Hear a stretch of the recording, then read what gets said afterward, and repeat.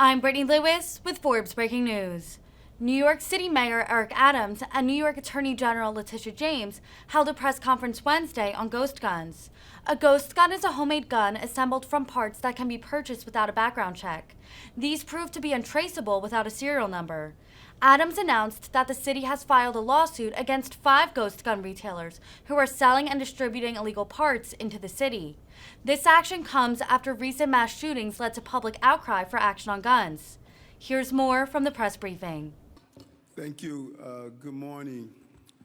And, this important announcement of going after those gun manufacturers that produce ghost guns, and even before saying that, I've known AG James for a little over 30-something years. And we have just worked together on so many different projects. And, New York is a safer place by having an AG that is just focused on the quality of her office. And I just wanted to just personally thank her for the way she uses her office to go after everything from those lawmakers that are doing incorrect things to those who are selling opioid drugs, who are going into our businesses and using organized crime to steal, and the announcement today. And I value your friendship, AG. I value your office and what you're doing. And so I'm joined today with the family members and professionals that are saying to New Yorkers, the 8.8 million New Yorkers, that we are going to fight against the surge of gun violence, particularly today's announcement on gun violence. We want to halt the rapidly escalating danger of illegal ghost guns. Ghost guns are the untraceable firearms that are assembled from parts and kits that are sold online. This morning, New York City filed a lawsuit against 5 online gun retailers that are illegally selling and delivering ghost guns components to addresses here in this city. With just a few clicks and a credit card, undercover investigators in the sheriff's office, and the sheriff is here with us today, were able to order the components and use them to assemble guns that are illegal under city and state law. Some of the guns components the sheriffs recovered are right here on display. If you look at this, particularly these extended magazines that allow you to really even circumvent the laws we put in place here in our state.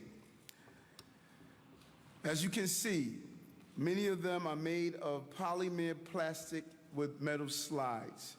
And the danger of the plastics is that many of the plastics disassembled won't be detected by metal detectors. And if we continue this evolution, I'm sure you're going to find a time when even the slides will no longer be metal. That's why we must meet this head on. The guns are typically partially assembled when shipped and have no serial numbers or other traceable parts of the guns. The recipient of these components then has a few final pieces with easily available tools to create fully functional and untraceable firearms. Many have high-capacity magazines that turn a basic plastic item into the equivalent of an assault weapon capable of firing multiple shots. And other kits are available to assemble actual semi-automatics, like the AK-47 that was used in Buffalo and Uvalde. These are dangerous weapons. We should not think these are just kits used for hobbyists. They're being used by murderers.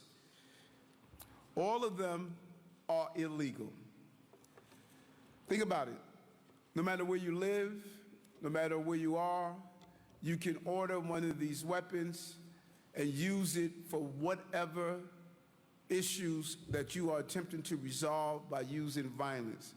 High-capacity weapons can be ordered as if they were pre-assembled cabinets that just need the doors attached. These weapons, these ghost guns as we call them, have been turning up all over our city. These weapons have been at crime scenes and in the hands of gang members. The NYPD has already seized 180 ghost guns this year alone, up to 181% increase that we have witnessed. They have killed innocent New Yorkers, including our baby. Every time I think about the day we got the notification and had to tell her mom, Angelique's mom, who was caught in the crossfire, and just to have her here today, painful moment that she's turned that pain into purpose. That gun is here on display today. You never forget about it. Angelique's parents are the symbol of the strength that too many parents are having to display. And we also have Raven Scott, the mother Isaiah Duncan, who I spoke with that day. He was injured in the same shooting which killed Angelique. And I want to thank them both for being a symbol of our strength. And sadly, ghost guns are too common. And we saw a young man assassinated with a ghost gun at a bodega in the Bronx after an argument with the shooter, and a ghost gun used in the shooting of multiple patrons at a nightclub in Inwood. Today we are saying, not in our city, and we will lead the nation in fighting against these guns.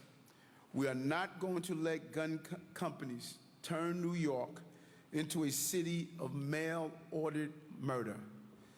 Whether they are hidden in the trunks of cars or in parks in a plain brown box, they are illegal, and we will fight against it. We will take every lawful action possible to stop gun retailers from profiting over public safety. We're asking the court to issue a preliminary injunction ordering the defendants to immediately stop sending ghost guns into New York City. We need an immediate action. Every day a new gun is shipped here is a potential to take an innocent life or maim an innocent person. And we say over and over again, the sea of violence is being fed by many rivers, and this river is coming from far away. And the retailers we seek to identify, armed or allied, based in Kansas City, Missouri, Rainer Arms, based in North Auburn, Washington, 8P Builders, based in Lango, Florida, Rock Slide USA, based in Broadway, North Carolina, and Indie Guns, based in Orlando, Florida. No New York address, but New Yorkers must address the violence that comes from these shipments. These retailers are repeatedly and willfully ignoring the city's restrictions, sending hundreds of illegal packages to New York City addresses, many of which are later recovered by the work of the New York City Police Department.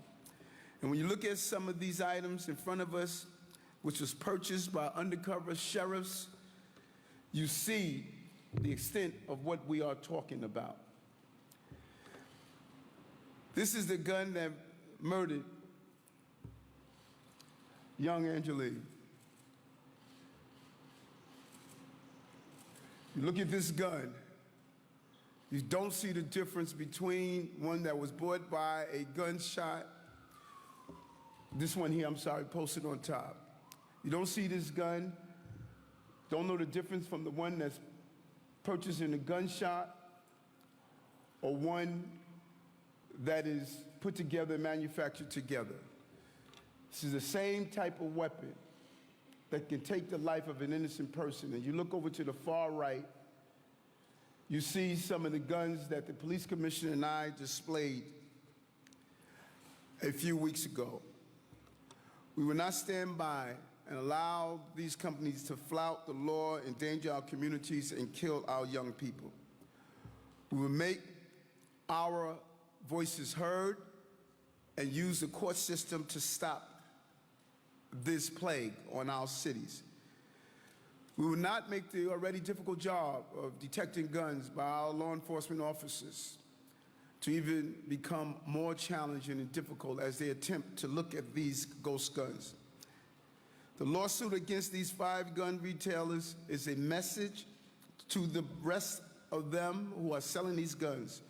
If you sell ghost guns in New York, we will come after you. We support the federal government gun legislation that just recently passed, but we need more help from city and state lawmakers to shut down the plastic pipeline. And we have to push back against the activist Supreme Court that is striking down our long-established gun safety laws and making us all less safe. We will do everything in our powers to keep New Yorkers safe from gun violence. And now, I want to turn it over to who I believe is our partner in this pursuit, my friend and the state's chief law enforcement person, Attorney General Tish James. Thank you. I want to thank the mayor for his continued commitment to getting illegal guns off of our streets and for his partnership in this fight and our long relationship as friends. We are here today to announce major action to combat the gun violence crisis that we are seeing not only in New York, but all across this nation. As cities and states across the country have been devastated by gun violence and legislative inaction.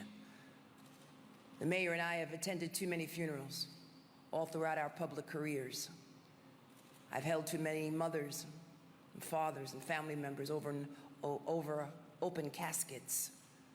I've had to pray too many times, and prayers, words, just not enough. It requires action.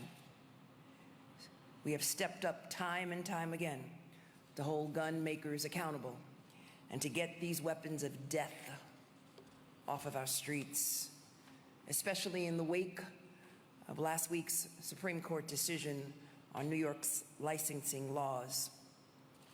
And I look forward, and I continue to look forward to Thursday's extraordinary session as they pass responsible regulations here in the state of New York. We are grappling with a public safety crisis that has claimed far too many lives. And increasingly, ghost guns are to blame for the destruction and the carnage and the harm. So today, the Office of Attorney General, we are filing a lawsuit against 10 companies that have been illegally selling ghost guns into New York.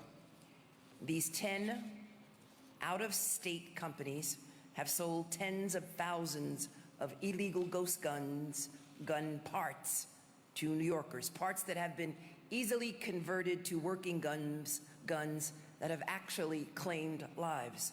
They sell ghost gun pieces or kits directly to consumers without a background check and without any federally required record of the sale. In fact, in many cases, they have sold to consumers who otherwise would not be legally required or legally allowed to purchase firearms from a licensed retailer. And let me just tell you how it works. Anyone can buy a ghost gun kit or part from these companies for between $150 and $200. These kits arrive at your front door with instructions for the simple changes that need to be made. Milling down a small amount of plastic at the top of the frame, drilling 3 small holes into the side. Some companies even include the drill bits in their kits. Often, step-by-step videos are included to show you how to convert these guns. And even they offer a live helpline that customers can call. In the words of defendant 80% Arms, this process of converting these receivers or framers into fully operable and untraceable firearms is, quote, ridiculously easy, unquote. That simple process to assemble and the fact that the unfinished frames and receivers evade public safety measures is one of the main marketing and selling points that the company uses. 80% Arms writes on its website, quote, that means no red tape, including no registering an 80% lower, no transfer fees like a typical firearm, and even better, no FFL required. It ships right to your door, unquote. What is an FFL? The FFL is a federal firearms license, which requires by law that the Federal Licensing Center conduct background checks. And a federal firearm license must have, you must have an FFL to sell or ship guns. So this is a clear violation of federal law. Another distributor, Glock Store, touts on its website, quote, you can build a completely legal handgun without any government's oversight, AKA interference. No fuss, no muss, no registration, no records, unquote. These non-existent oversight of the sale of these products that can cause real harm and has caused real harm has resulted in the death of individuals here in New York. Some ghost guns from these defendants have been linked to shootings and murders in New York City. In May 2020, distributor Bromnell's sold and shipped ghost gun products to a convicted criminal and repeat customer. Let me say that again. A convicted criminal and a repeat customer who was legally ineligible to own or operate a firearm. That same month, that customer allegedly used a ghost gun in a triple shooting that killed one person and injured two others in the Bronx. Another individual named Edison Cruz received at least 7 packages from Bromnell's, the defendant, at an address in the Bronx between 2020 and 2022. And we, in the Office of the Attorney General, have reason to believe that those packages included unfinished frames or receivers and or the parts to make into ghost guns. Mr. Cruz was not legally permitted to own a firearm. He was previously arrested multiple times on violent charges. In May of 2022, Mr. Cruz was arrested for a triple shooting in the Bronx that left one person dead and 2 others hospitalized. He used a ghost gun in that shooting. And in the words of the New York Post, Mr. Cruz was, quote unquote, a nut for illegal ghost guns, unquote, from the New York Post. There are also individuals who make their own business out of buying these kits, assembling them into operable ghost guns and then selling them to others. Law enforcement in Buffalo said that they sell for as much as $2,000 on the street. And these ghost gun parts only exist to be converted into operable, dangerous firearms. And these companies only exist to provide these weapons to individuals who are otherwise ineligible to own a gun, or who basically want to evade any sort of basic federal or state controls. And as we've seen, the consequences are absolutely dire, heartbreaking. And that's why we're here today. We're cracking down on these egregious and flagrant violations of the law where companies put profit over people. And for the first time, we are using the state's public nuisance law to sue these companies. These companies have advertised, they've sold, and they've shipped these ghost guns parts to New Yorkers. And these actions have clearly and repeatedly endangered the health and safety of our communities, creating a public nuisance. We are suing them under a law that is unique to the Office of Attorney General because they engaged in repeated and persistent illegal conduct, knowingly and repeatedly selling these pieces, tens of thousands of them, into New York State, even though it's illegal to do so. And we are bringing several other claims as well to officially ban these businesses, ban them from selling or shipping these illegal products to New York. We are seeking restitution and damages and disgorgement for widespread harm that they have caused. We would like to create an abatement fund, similar to what we did in our opioid litigation, an abatement fund to eliminate the public nuisance they are responsible for creating, exasperating, and perpetuating, and also to assist in addressing gun violence in New York State. Gun violence is impacting New Yorkers every day. It claims lives. And ghost guns don't discriminate, killing young, old, black, white, Asian, Latino. It's an equal opportunity death weapon. Stealing opportunity, stealing dreams, ripping families apart, and causing widespread fear in New York State. And these companies have greatly contributed to the crisis. And their products have claimed many lives. And perhaps most disturbing, they are knowingly and intentionally selling these weapons to anyone and everyone without care. But we are committed to combating this violence, and we will continue to do so. And I will do so as the Attorney General of the great state of New York, and I will do everything in my power to go after those who endanger children and senior citizens and New Yorkers. We are here because a ghost gun stole the life of a beautiful 16-year-old girl, Angela Yambo. She was killed by a ghost gun in April when she was walking home from school. Her mother is here, and you will hear from her shortly. But I want her to know that we are doing this in honor of her daughter. Isaiah was also shot in the leg. He's a 17-year-old honor student. And thankfully, he is still with us. His mom is here today, Raven Scott, and you will also hear from her.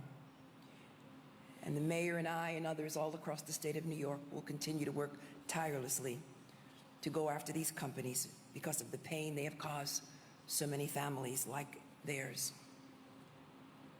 We will not let another child be killed by these weapons without action. Not now, not ever. Thank you.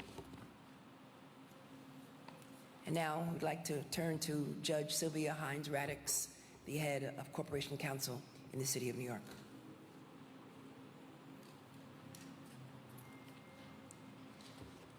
Good morning, and thank you, Attorney General James, for that introduction.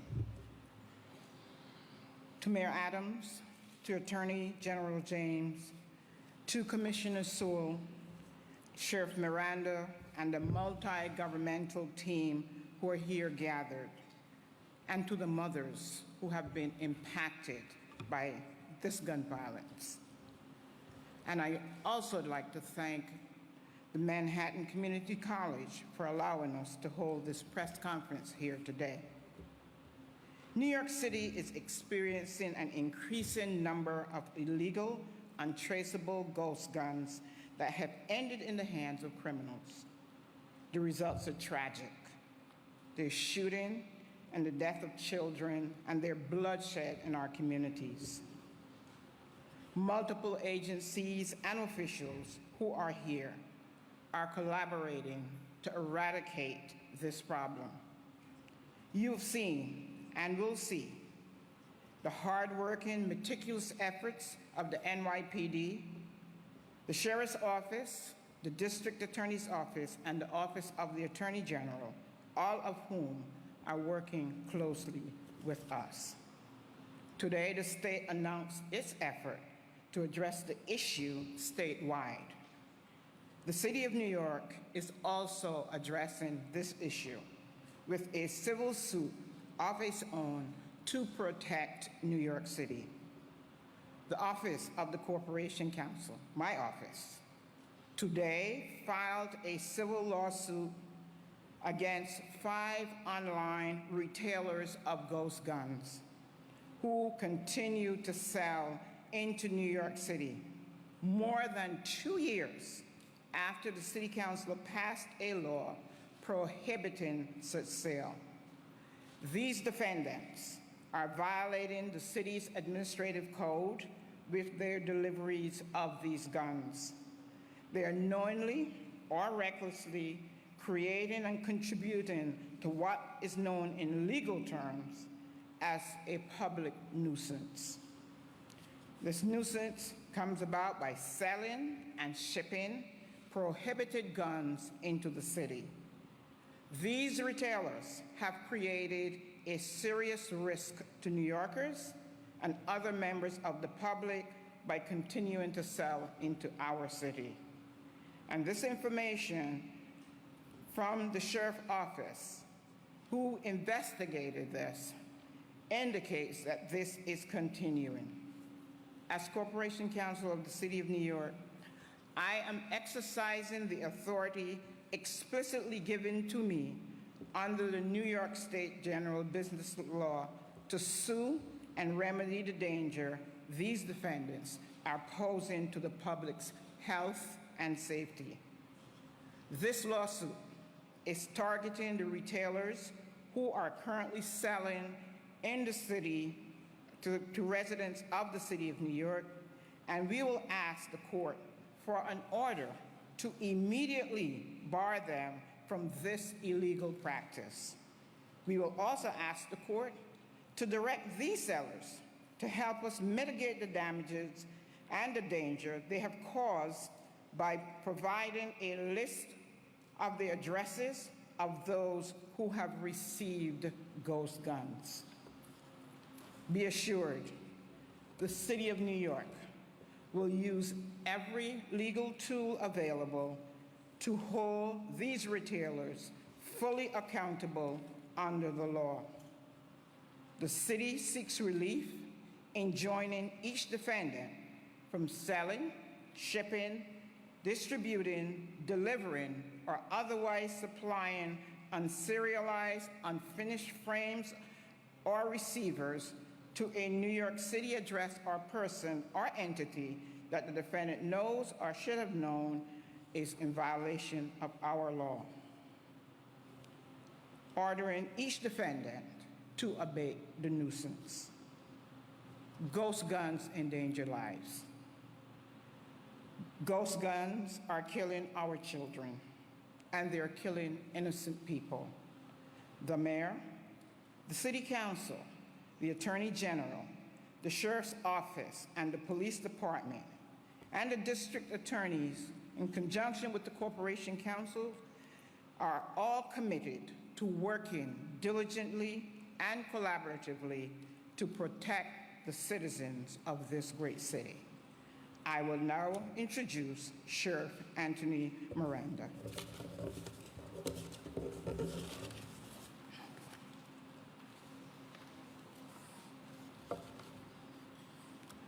Good morning. I want to start by thanking the mayor, the attorney general, and judge. Thank you for introducing me. We want to thank all of our partners, especially the New York City Police Department and the law department. Working in collaboration with our fellow law enforcement colleagues, the Sheriff's Bureau of Criminal Investigation investigated an online sales into New York of ghost gun components needed to complete ghost gun assembly. The components included unfinished frames, also referred to as 80% framers and receivers, and other parts which do not have numbers and are untraceable. All illegal weapons are a danger. Ghost guns are particularly dangerous because they are untraceable and unable to have a follow-up investigation. By simply going online, using a credit card, officers were able to purchase ghost gun components and have them shipped into New York City. Officers used fictitious IDs, fake bank accounts, a Manhattan and mailing address. The investigation was conducted over 2 months, starting from April to present, and will be ongoing. Undercover officers contacted 18 retailers for ghost gun components. Some retailers were compliant with the law, and others simply said they were out of stock. No inventory was available to send to New York. Officers received parts from 5 retailers consisting of all the components necessary to assemble a firearm. One weapon had a threaded barrel, commonly used for suppression devices, and that's this weapon right here. No legitimate reason to have a threaded barrel in front of a gun except to put a suppressor on that. 3 came with high-capacity magazines, 17, 24, and 32 rounds. These are meant to do damage. These are meant to hurt our community. The weapons were fully assembled with common household tools in about 90 minutes and were successfully fired at the range. Our undercover investigator was not required to produce identification, no proof of age, and no background check whatsoever. The website selling these dangerous components touted how fun it would be to build a custom AR in the comfort and privacy of your own home, inviting buyers to assemble their own firearms for personal use with nothing simpler than handheld tools. The sheriff's office assembled these kits fully functioning guns. Similar components are easily used to assemble semi-automatic assault weapons. Ghost guns sold into New York City have ended up in the hands of convicted felons, other prohibited and unlicensed possessors, as well as underage children. The Sheriff's Office will continue to conduct the investigations going forward in partnership with all the agencies you see here. It is important that we are working collaboratively and collectively to ensure that we cover all aspects of the law to prevent these guns from coming into New York City and harming our families and harming our communities. It is a great pleasure to be a part of this partnership that's taking the safety of our city as the most important priority over agency titles, and the cooperation is unheard of, and we're looking forward to continuing that going forward. On that note, I'd like to take the opportunity to introduce one of our major partners in this fight, the Police Commissioner, Commissioner Sewell. Thank you very much. Good morning, everyone. Thank you once again for being here. The New York City Police Department is proud to stand with our law enforcement partners today as we tackle together this increasing problem. The rise of ghost guns is a disease, or what the mayor rightly called a plague, that we must stop. This is about reducing the number of victims and making certain we don't hamper the vital efforts of our law enforcement professionals who are saving lives with their work. Flooding our communities with these new, largely untraceable firearms makes the job of the NYPD and police departments everywhere much more dangerous. And it will result in more grieving families and more innocent victims senselessly taken, like 16-year-old Giuliani, or injured, like Isaiah. The proliferation of illegal guns in general has long been a public safety threat, and now it has a new face. Ghost guns have no serial numbers, and owners mainly possess them with no registration, license, or permit. NYPD gun arrests are at a 28-year high, but we cannot take anything for granted. We need to protect and prevent additional victims. The NYPD seized the city's first ghost gun in 2018. In that year, the total recovered was 17. In 2019, it was 50. By 2020, the number increased to 150. Last year, it was 275. And in just the first half of this year, the NYPD has recovered 180 ghost guns, a more than 181% increase from the 64 ghost gun seizures by this time last year. The problem is obvious, and the dangers to the people of New York are clear. I want to thank the New York City Sheriff's Office for their important and valuable work in this investigation, the Attorney General and the Corporate Counsel for their leadership in holding the online retailers accountable. Collectively, our job is to keep New Yorkers safe, and we will do everything possible to keep that promise. We make that promise every day to the people we serve. What we do matters. What we do has to save lives and keep New Yorkers safe. Mr. Mayor? Thank you, Commissioner.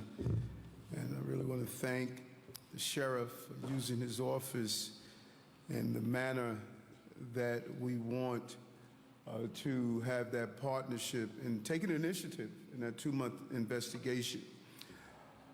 We want to now bring on the parents of young Angeli and young man, Isaiah, a young child that was shot. We'd like to both bring them together. Out of the death of young Angeli, I believe we've born the life of a friendship and a pursuit of how we are turning pain into purpose. It's just really significant. You expect your baby to go to school and bring home A's on a report card. You don't expect for police officers to knock on your door and report that they were shot by a stray shooting. It's just really hurtful. And the commissioner and I, as we moved across the city and visit the parents who are experiencing this horrific attack on our public safety, that we want to know that, let them know that we're here for them, and we're going to continue our pursuit.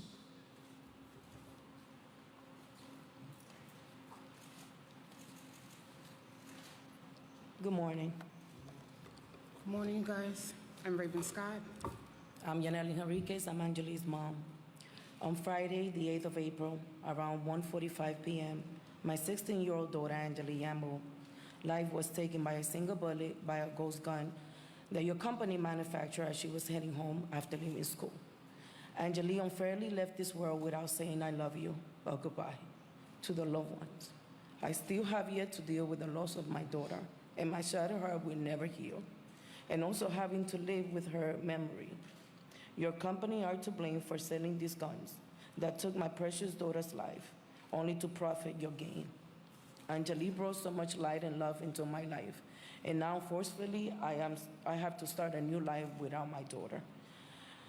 The family is lost for words and heartbroken and had to live with that affliction forever.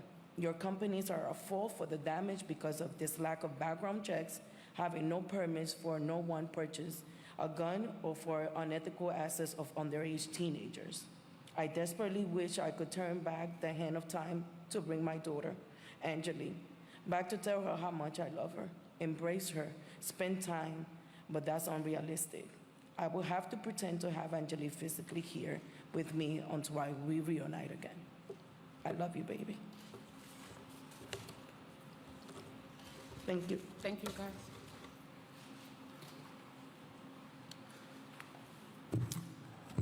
We want to thank our congressional delegation for passing some important gun reform as it dams one of the river, but we have many more to go, so we want to bring on Congressman Jerry Nadler. Congressman?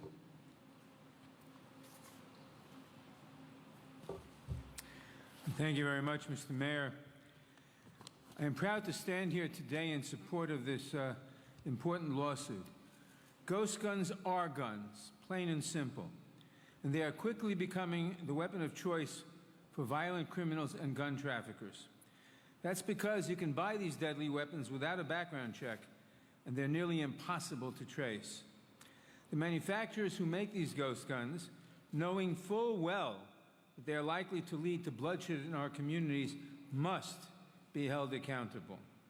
A few weeks ago, I was proud to pass through the House of Representatives comprehensive gun safety legislation that I introduced called the Protecting Our Kids Act. Among other things, the bill included a provision to ensure that ghost guns are subject to all existing federal firearms regulations. Although the Senate bill that President Biden just signed into law was far more modest, and it still represented the most significant gun safety legislation to be enacted in decades. But we cannot stop there. We have watched the tragic loss of too many innocent lives.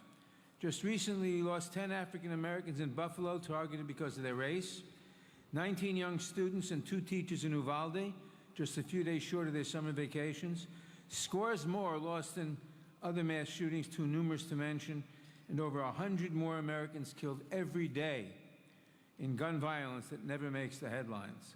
And I must say that the bill that passed the Senate, unlike the bill that passed the House, did nothing about ghost guns. We have an epidemic of gun violence in this country, and we are the only developed nation with this problem. It's not, as some of our Republican colleagues say, because our population is the most mentally ill. It's not because our schools need better doors. It's because our nation is awash in guns. Too many of them in the hands of people who pose a threat to our streets, to our schools, even to our houses of worship. And where do you go if you want to do harm, but you can't legally purchase a gun? You get a ghost gun, of course. No background check, no regulations, just a kit you can put together in your living room that's virtually untraceable if used in a crime. The people who make these ghost guns know full well that they're selling deadly weapons to people who cannot legally buy them elsewhere, but they won't let that stand in the way of profit. That's unacceptable. With an out-of-control Supreme Court that has mangled the meaning of the Second Amendment and prevented states like New York from enacting reasonable gun safety measures, I'm pleased that New York City is taking action today to keep our streets safe with this important lawsuit. Thank you. Thank you. Thank you. Thank you, Congressman. Our final speaker is Nick Saplina from Everytown for Gun Safety. We want to thank them for their work for so many years addressing this issue and continue to partner with lawmakers and organizations. Nick.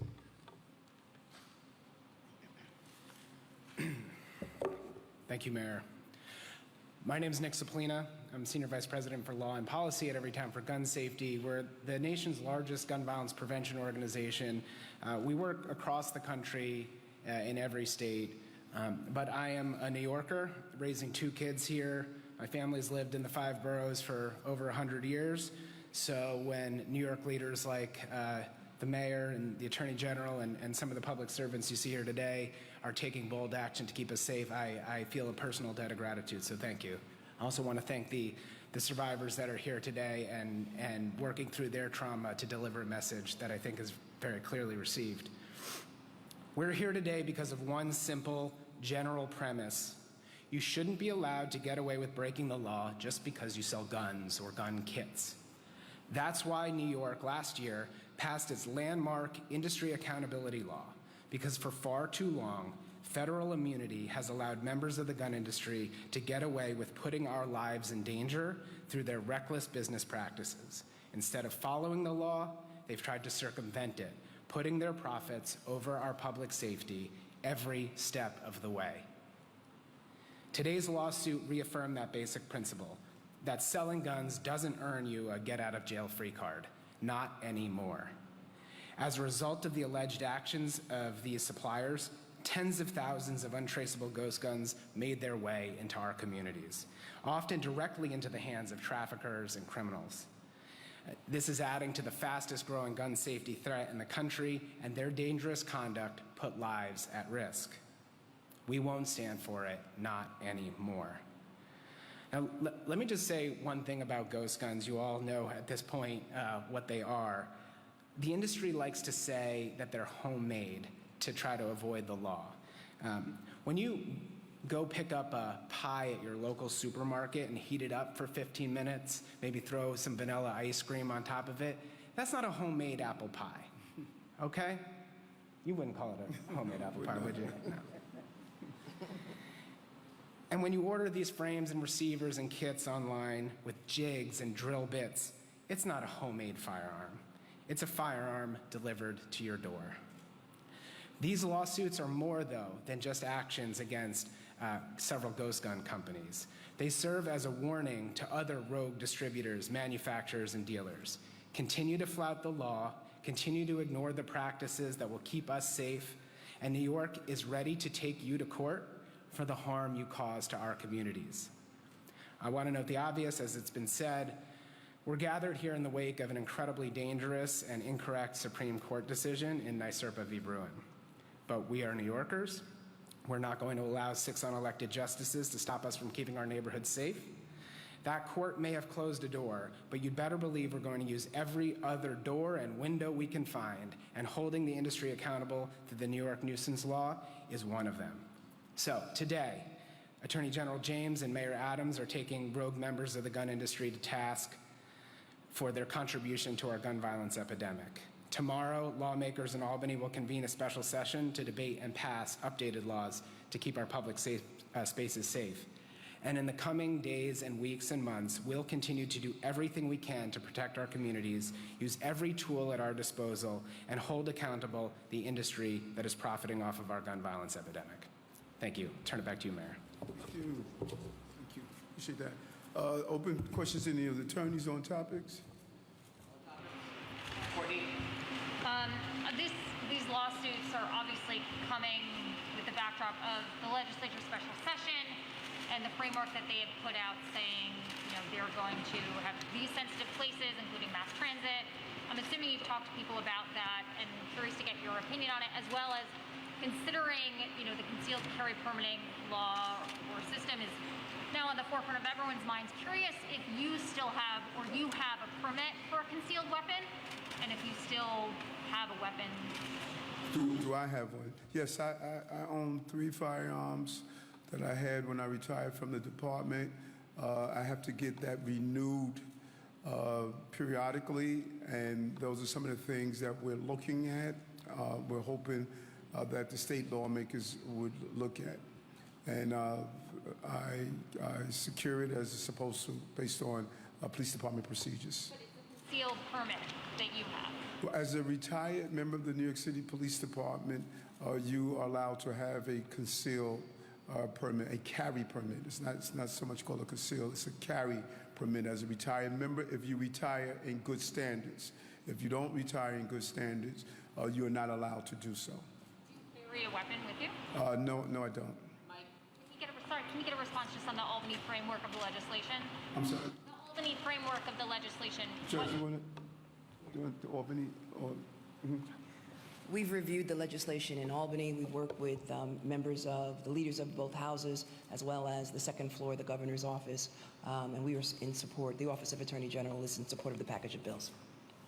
And I don't carry a gun. So about the Supreme Court ruling, I'm wondering, I think this is for the AG, if you could talk about how your lawsuit interacts with that. I mean, for instance, if someone without a criminal record who would pass a background check ordered one of these, would they have to get a concealed permit, a home permit? Like, what for somebody ordering one, what puts them at legal risk for kind of getting So let me just say that this investigation dates prior to the decision by the United States Supreme Court. We have been looking at individuals online who've been selling ghost guns for some time. And as a result of our investigation, we determined that these individuals were in violation of federal, state, and local law. And so we have filed a separate action based on statutes which are unique to the Office of Attorney General. With respect to the legislation, which is before the 2 houses in Albany, which will be passed tomorrow in extraordinary session, we have reviewed the legislation. We support the legislation. And our lawsuit is intended at the marketing practices of these 10 companies and also at the fact that they were seeking to evade federal, state, and local law and were selling products, selling these firearms to individuals who are not legally allowed to purchase firearms otherwise, including but not limited to a number of criminals. I'm trying to clarify what the illegality is here. Is it the delivery to the state of New York? And if that's the illegality, doesn't the lawsuit just compel these manufacturers and sellers to deliver it to New Jersey or Connecticut or to another state where these same folks can pick up the same goods? The mayor and I can only talk about New York State and New York City. respectively. Let me just say that what we are seeking to do is ban the marketing practices, create a fund to address gun violence in the state of New York, and basically to let these companies know that what they are doing is in violation of federal, state, and local law. We're seeking injunctive relief as well for a number of other issues.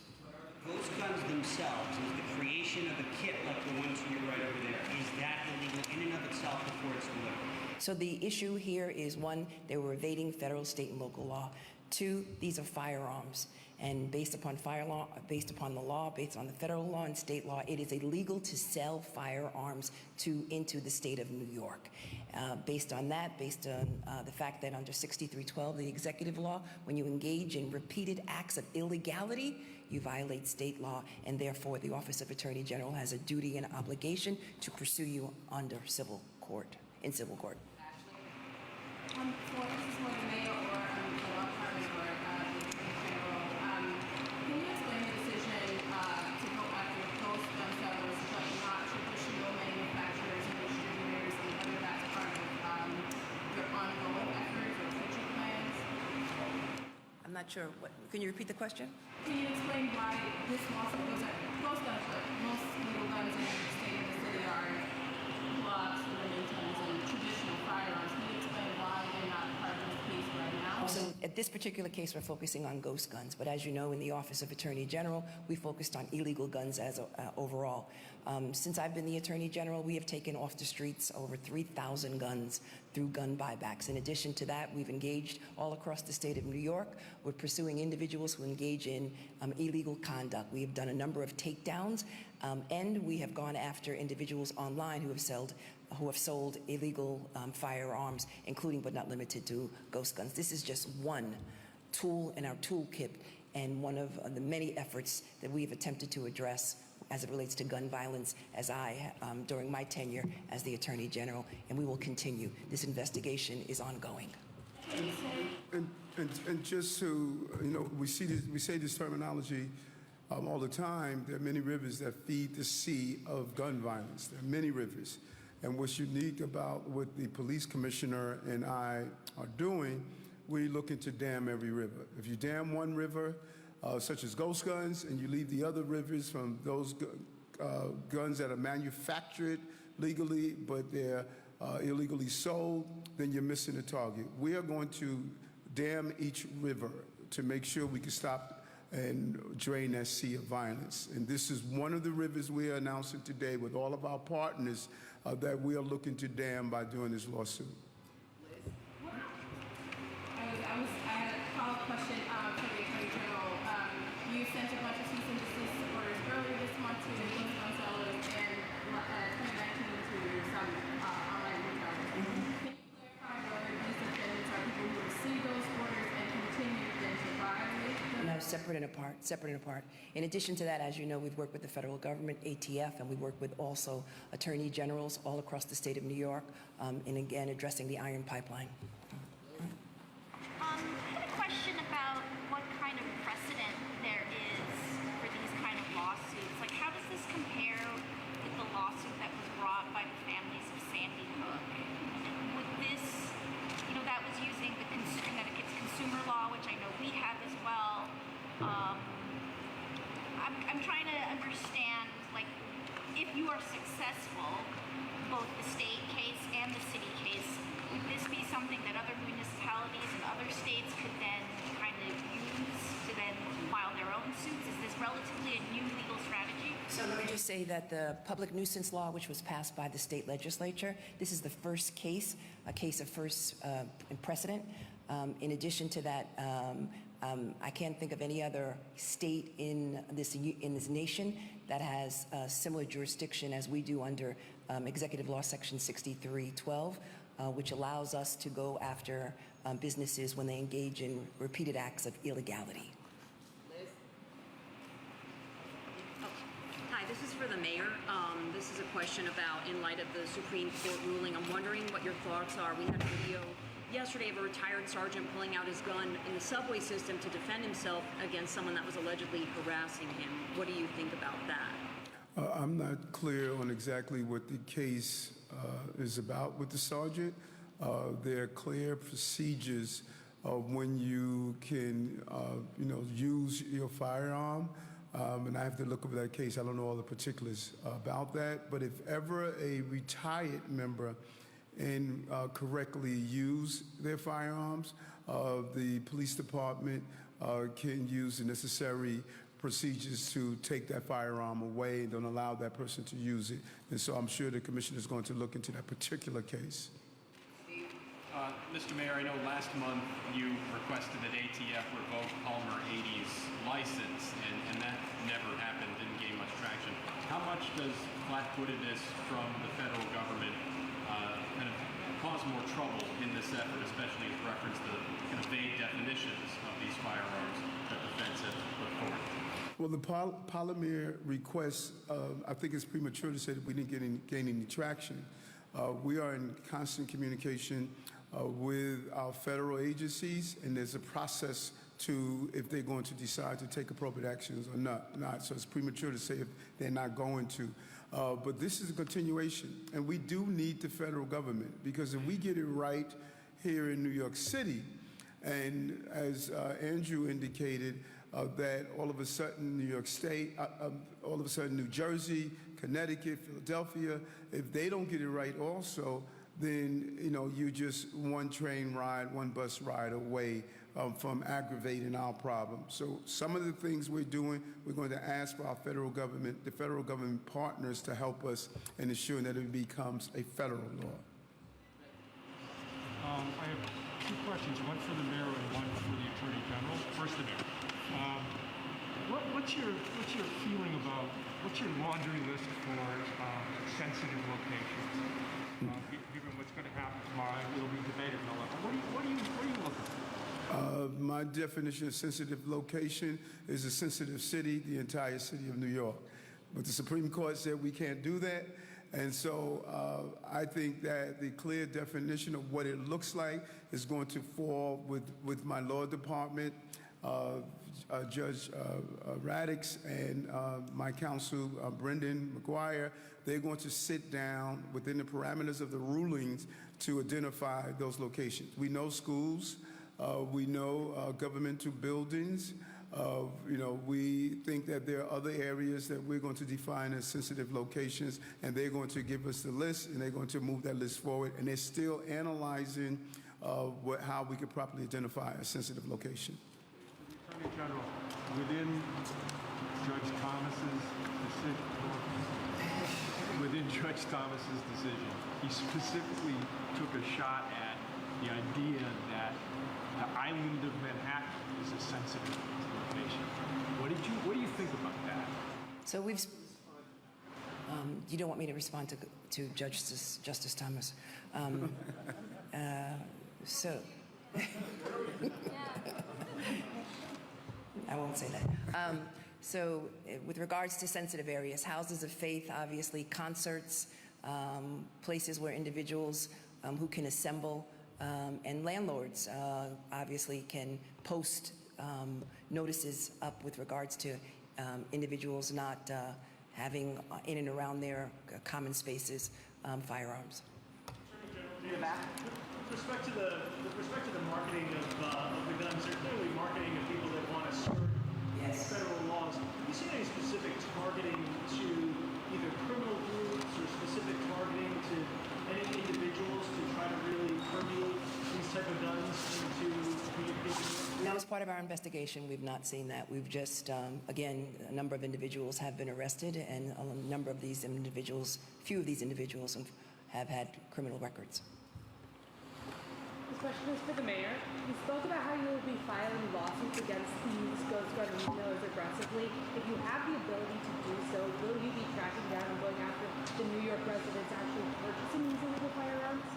The individuals who are actually purchasing the firearms. That is part of the actions that the New York City Police Department they have been doing. They have been going after those who actually have the ghost guns in their possessions, because remember, they're illegal. They're not legal, and we have been identified and we have confiscated and made arrests in those who have actually possessed these illegal firearms. Are you able to track down these people based off of the way that they are purchasing through companies instead of just criminal acts, just for the possession? Is your question that the mere fact that they are possessing these illegal guns, that's illegal. It's a gun. And so it's a crime, criminal possession of a firearm. Going after these people, are you tracking down these people who are purchasing these ghost guns? Yes. Anyone that illegally possesses a firearm, we are identifying and tracking down. Two questions. What percentage of the guns, I saw 12% used in crimes are ghost guns. And the second thing, these ghost gun retailers obviously know you're after them. They have countdowns on their website saying, in addition to what's going on with your lawsuit, but the ATF's ghost gun rule takes effect in 55 days, 7 hours. So basically, get your purchases in now. They've got countdowns on their websites. What do you say to that? And what is that ATF ghost gun rule? So as it stands now, I won't speak to the ATF rule, but as it stands now, we're obviously concerned about that delay, right? Because it is a bit of a countdown. So our objective is to get as many off the street as humanly possible. We have a significant number of investigations that involve ghost guns. It's a little difficult to say how many are unaccounted for, obviously, at this time. It's very difficult to say so, but we endeavor to take every single one off the street. But the countdown concerns us, and if it's a get all you can before it runs out, we're going to try to address that as we go along as well. So the ATF has issued a new regulation clarifying that the terms frame and receiver as used shall include basically ghost guns. The statute, as interpreted by the ATF, includes unfinished frames and receivers. It goes into effect in August, which is why you have a countdown clock, and that's why we are seeking a immediate restraining order against these companies.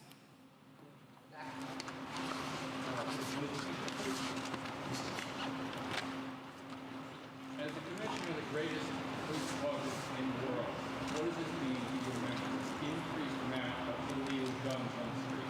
What does it mean to your members? My members are placed in danger having to investigate these crimes, these purchases. It means that we have to be diligent, we have to be vigilant, we have to be alert, but we have to work a lot harder. And we intend to. We work with our partners to make sure we go after these people who willingly use them against someone else and people who purchase them with malintent, obviously.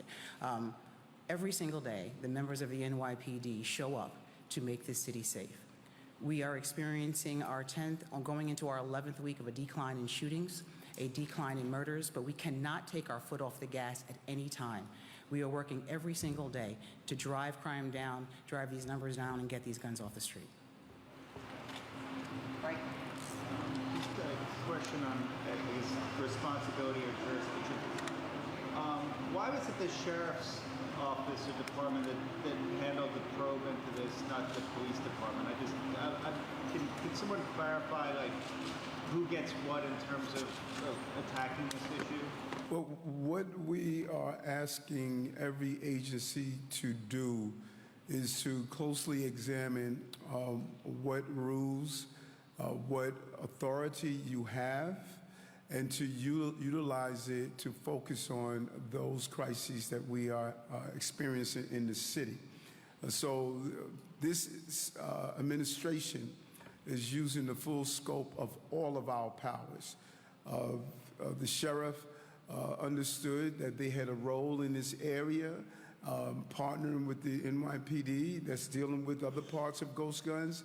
They utilize their full scope, and they're going to be doing more things. You're going to see every agency no longer falls into this myopic view. I am charging every agency to look at every authority, every power you have to go after the problems that we're facing in the city. And that's what this sheriff has done. In just a 2-month investigation, we have actions because of that. Hi. So you're saying you're suing for restitution and damages. Will any of that money go to the families who've lost their children to ghost guns? The AG has done an amazing job around even the opioid recovery to solve the problem. I think that if the law or the rules or the settlement allows us to do so, We should figure out how we can make family members whole in some way. That's not within my power or authority to do so, but we're always looking at how do we go back to those victims and how do we make those victims whole. Unfortunately, those victims, the numbers are growing increasingly every day. But I don't have an objection to that, but that will be part of the settlement agreement. Is there a dollar figure attached to, or a range attached to either how much the settlement could, or how much the lawsuit could result in as far as damages? So let me just be clear. There's two lawsuits. There's one from the city and there's one from the state. The state seeks to establish this abatement fund, and there is no amount of dollars that we are attaching to our claim for relief. We're seeking disgorgement of all of the profits that these 10 companies have been able to generate. And once we can determine the amount, that amount will be put in an abatement fund to address gun violence in the state of New York. I just wanted to run by both of you the comment I just got from one of the parties in this lawsuit, Indie Guns, the one based in Orlando. They say that this is a politically motivated effort to vilify a small business that has not violated federal, state, or municipal law. So I wanted to see if I get a response to that notion that this is to score political points here. We'll see them in court. Well said. Yes. Okay, we're going to free y'all up from the off-topic garage. You know? Yeah. Thank you. Job well done. Let's take a few off-topic from Michael. I was wondering if you could talk about yesterday's election. In general, moderates did well, progressive not as well. I mean, it's been framed that there's a bit of a proxy war between yourself and AOC. What do you attribute the results to as far as like voter sentiment? What's going on here? Why do people vote the way they did yesterday? It's always enticing to have, the good guy, the villain, what have you. Nothing I do is about one particular lawmaker. I do not have, I think Congresswoman Alexandria Ocasio-Cortez and I have similar blue-collar roots, and she is not in my sights. I do not think about what her philosophy of opinions are. It's about solving the problems. We both want the same problems solved. We may question the routes to doing so, but we both want the same problem solved. And as I stated yesterday, when I was at the governor's announcement, victory in the primary, that it is time for us to come together, focus on those areas we agree on. And so I think that many New Yorkers, poll after poll, New Yorkers state they want to be safe. They state they support their police department. They state they want affordable housing, like what we're doing with NYCHA and other things. They state they want their children educated. And those who won spoke to the desires of New Yorkers throughout the entire state. And when you look at the race and the outcome, clearly it is in alignment of what I've been saying for a long time. How do you respond to those who say that members of your administration pressured and threatened voters in Borough Park into supporting Penny Ringgold for district leader? How do you threaten and voters? Pressured and threatened voters in Borough Park into supporting Ringgold for district leader. How do you respond to those? Well, clearly, whomever said that can't be a New Yorker, because New Yorkers, you cannot intimidate and threat. Voters are going to vote. They can care less of intimidation. We don't intimidate voters. We state what our vision is, and I believe Penny Ringgold had a clear vision for our city, and he shared it with the voters. It's almost impossible to walk around with every voter and say, we're going to threaten and intimidate you. That is not the process. The process is you put your best message out to voters, and voters decide on who they want to elect, and that's what happened there. And I'm excited that he was able to win the race because Borough Park is an important part of the city. Mr. Mayor, on congestion pricing, the MTA just announced that they have gotten their ducks in a row, essentially. Their questions are answered to the federal government. I wanted to see if I could get a sense from you what you'd like to see from the program, if there are any exemptions that you would like to see come forth. How do you anticipate this shaping up as the MTA puts the program together? Still looking at it. I know we are participating. I spoke with Deputy Mayor Amir Joshi. We have been really collaborating with the MTA, but we do need exemptions. We can't have the city taxes if a fire truck goes through, if a New York City bus goes through. So we need to, the devil is in the details. We need to be clear that there should be a level of exemptions that we should put in place, that we're not overburdening New Yorkers for using our streets. I mean, these are New York City streets. And so we should not have us double tax. And we're looking at that now as part of our conversation. Just to clarify, you only want city-owned vehicles, essentially, or other groups you're looking at to have an exemption as well? I think there's some other exemptions. I think those are low-income New Yorkers that must use vehicles. Let's say if you have to go to chemo treatment at a certain hospital, we should take that into consideration. And so it shouldn't be just a blanket, we're not exempting anyone, and it can't be just city vehicles. I'm open to a real conversation and hear from those who must use vehicles. It's different from it being a luxury and then a necessity. And there are some cases that I believe it is a necessity, and I'm open to that conversation. Hello, Mayor. With the oversaturation of opioid treatment centers in Harlem and the negative effects of it, people nodding in the streets, how can you engage better with the community to decide when new centers are open? Because it's been a practice where some centers, like on the east side, they just popped up. There was no community engagement, and we're having our children walking past people nodding, shooting up the drugs that they're getting from the centers. So how can we work collectively to kind of change that tide? Thank you for that. When I was running during the campaign after the primary, I went to Harlem and I met with a group of residents that they were concerned about 125th Street. We did a walk around. They were dead on. You saw an overproliferation of people just hanging out, loitering. There was a problem. We were dropping people off from Randall's Island right at 2nd Avenue.